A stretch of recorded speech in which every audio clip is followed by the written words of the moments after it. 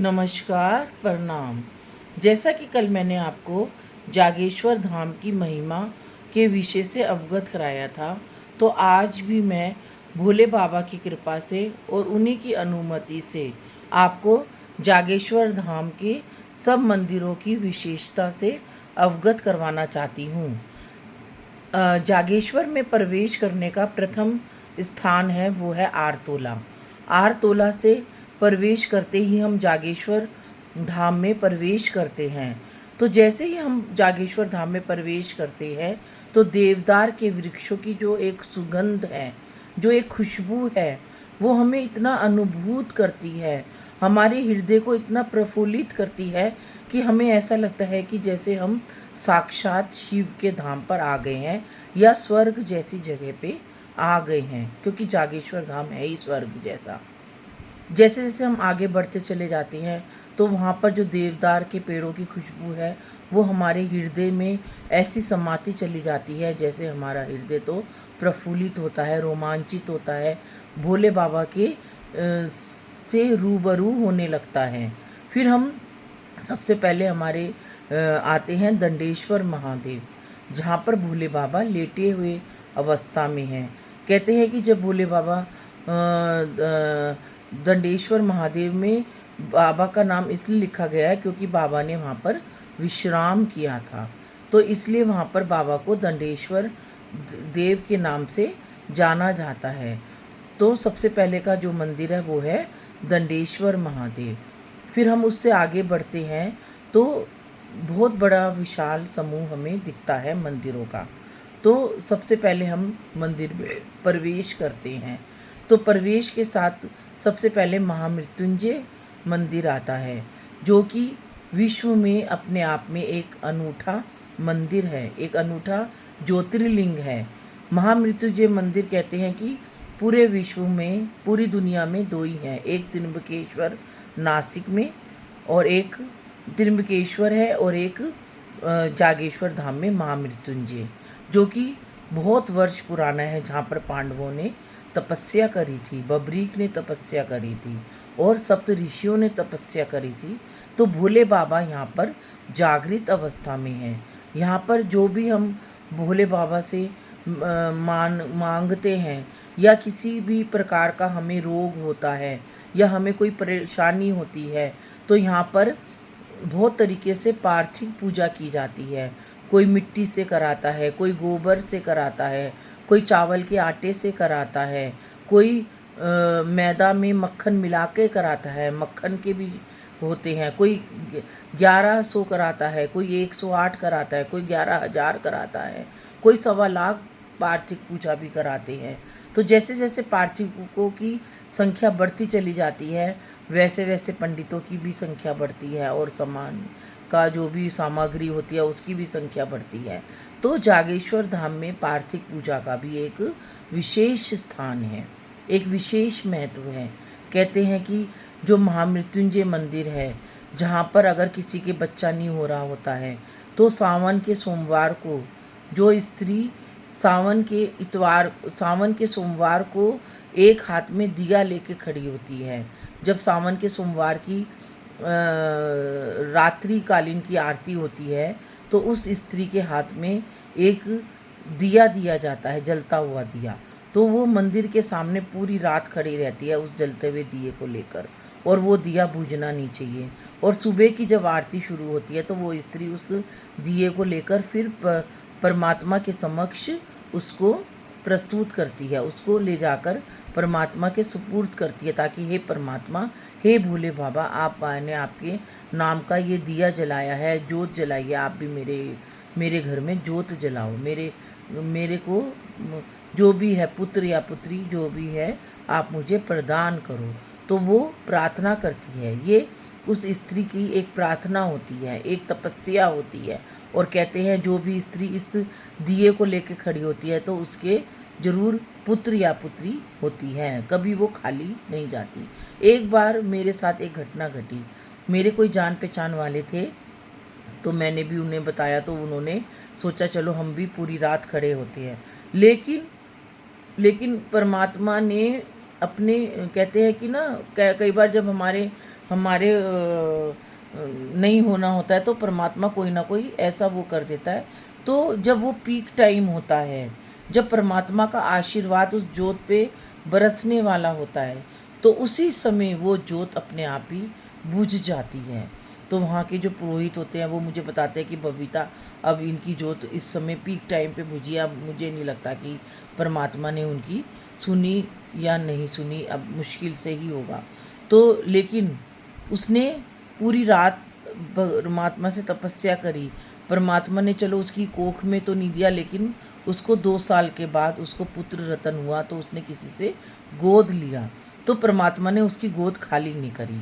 ये है जागेश्वर का चमत्कार कि परमात्मा ने जोत तो बुझाई, तो लेकिन उसके कोख से नहीं जन्म दिया बच्चे ने, लेकिन किसी दूसरे की कोख से उसको पुत्र रतन प्राप्त हुआ। ये एक चमत्कार है, मेरी आंखों देखी बात है, और मेरे द्वारा ही वो पूजा में बैठी थी।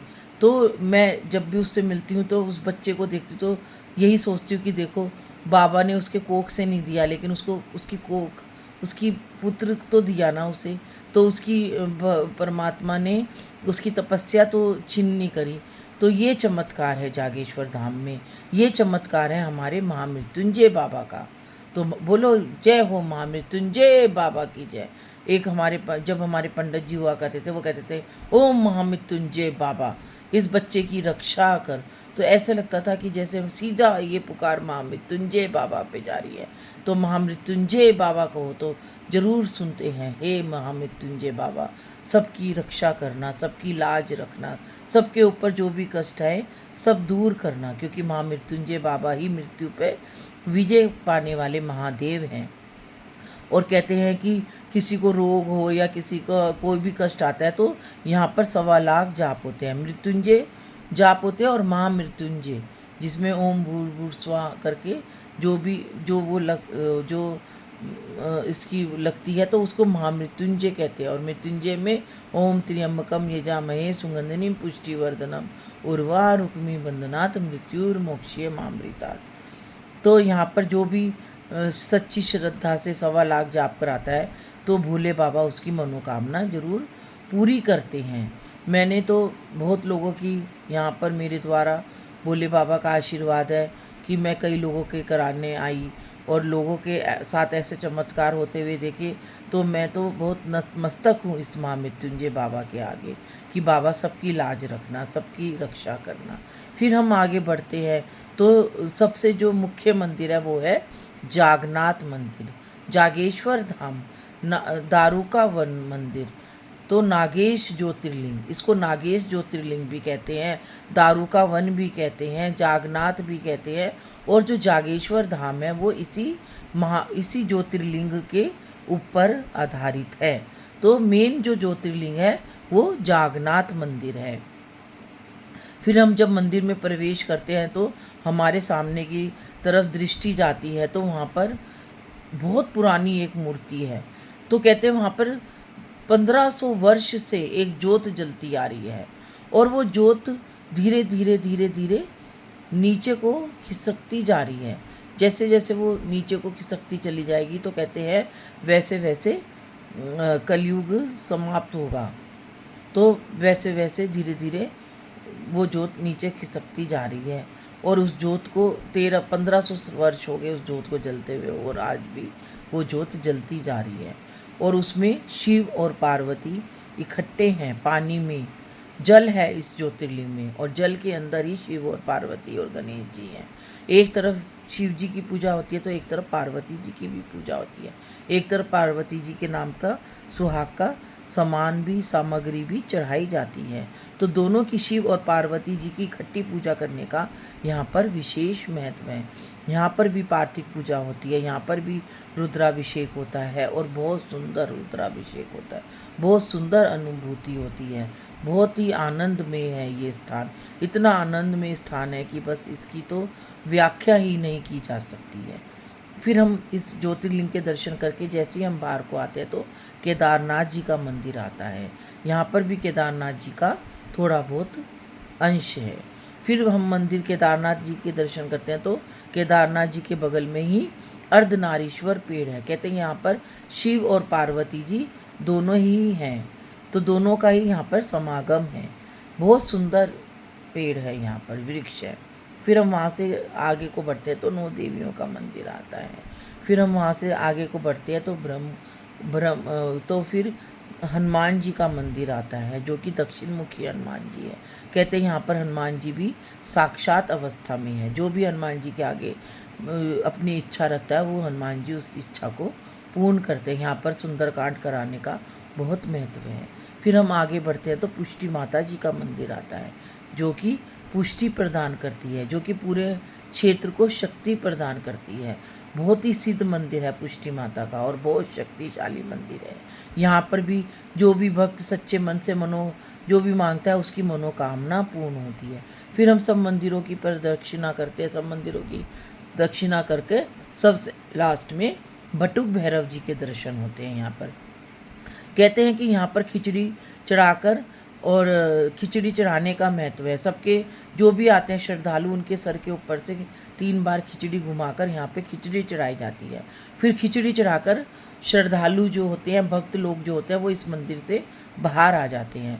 फिर कहते हैं कि इस मंदिर की मान्यता है कि अगर हमने खिचड़ी चढ़ा दी तो फिर वापस इस मंदिर में वापस नहीं आते हैं। खिचड़ी सबसे आखिर में चढ़ानी चाहिए, कि जब हमें सब मंदिरों के दर्शन हो जाते हैं, सब मंदिरों की पूजा हो जाती है, चाहे हम 2 दिन रहें, चाहे हम 3 दिन रहें, चाहे 1 महीना रहें, चाहे 2 महीने रहें, तो खिचड़ी सबसे आखिर में चढ़ाई जाती है। खिचड़ी चढ़ाकर फिर हम वापस इस मंदिर में नहीं आ सकते हैं। और फिर इस मंदिर के थोड़ा सा और आगे जाकर कुबेर जी का मंदिर है, ब्रह्मकुंड है। ब्रह्मकुंड में जहाँ पर सप्तऋषियाँ स्नान करने आती थी, तभी तो भगवान ने तांडव नृत्य किया था, और सप्तऋषियों ने वहीं पर ही भोले बाबा को श्राप दिया था कि अब तुम यहीं पर ही रहोगे और यहीं पर ही तुम्हारा लिंग स्थापित होगा। तो 12 ज्योतिर्लिंगों की स्थापना भी यहीं से ही हुई थी। तो अब मैंने आपको इतना सुंदर व्याख्या से पूरे मंदिर की परिक्रमा कराई है, और यहाँ पर एक म्यूज़ियम है जो कि बहुत ही दुर्लभ मूर्तियाँ हैं। यहाँ 108 मंदिर है, तो 108 मंदिरों की जितनी भी मूर्तियाँ हैं वो इस म्यूज़ियम में है। इतनी सुंदर, इतनी दुर्लभ मूर्तियाँ हैं जो कि आज तक किसी ने देखी ही नहीं होगी। जो भी जागेश्वर जाए तो इस म्यूज़ियम का भी ज़रूर दर्शन करें, क्योंकि वहाँ पर जो मूर्तियाँ हैं वो बहुत सुंदर, बहुत ही कल्पना से भी बहुत सुंदर मूर्तियाँ हैं। आज के लिए इतना ही। कल के एपिसोड में आपको जागेश्वर धाम की और महत्ता के विषय से अवगत कराना चाहूँगी। नमस्कार, प्रणाम।